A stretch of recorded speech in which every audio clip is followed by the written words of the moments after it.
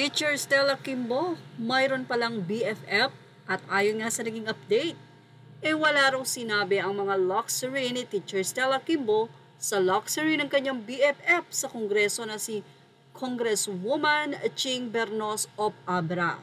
Iba raw talaga pag sa Congress sa pic di ko nasama sa edit yung 10 karat na diamond necklace niya sa first pic yung isang necklace niya 27 million at yung isa is 10 million. Ay grabe.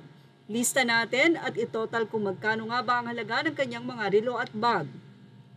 Ang Hermes Nage Beaufort Berghain 20 white is 23,447,341. Hermes So Black Midnight Beaufort Berghain 19,596,954. Richard Mille RMO 701 for ladies in 18K white gold top diamonds with red Jasper Island diamond is 12,598,042.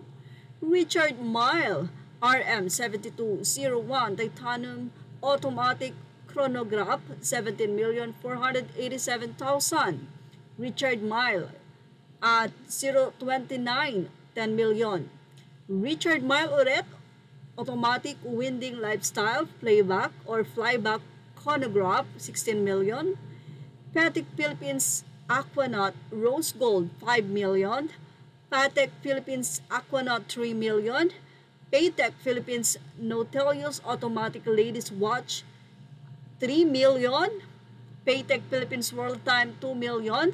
Rolex Day Date 40 2 million. Rolex GMT Master 1 million, Rolex Oyster Perpetual Celebration Dial 1 million.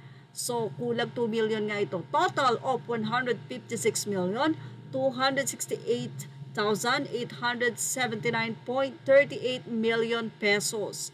Hindi ko na po na-compute yung ibang accessories niya like earrings, bracelet, OOTD niya. Lagay nyo na lang sa comment section or visit kayo sa page niya. Guys, marami pa kayong makikita. Search nyo lang, Congresswoman Ching Bernos. Nako, yun po ang mag-BFF. Mukhang talagang collection po nila ang mga milyones na halaga ng mga gamit. Well, say lang naman ng mga netizen. I-background check lang, tignan kung ano ba ang mga businesses at lahat ng kanilang mga nakukuha na galing sa gobyerno na pera ay lista, mga nagawang projects sa probinsya. Iyon naman ay napakadali kung gagawin nga daw ng dapat ng COA.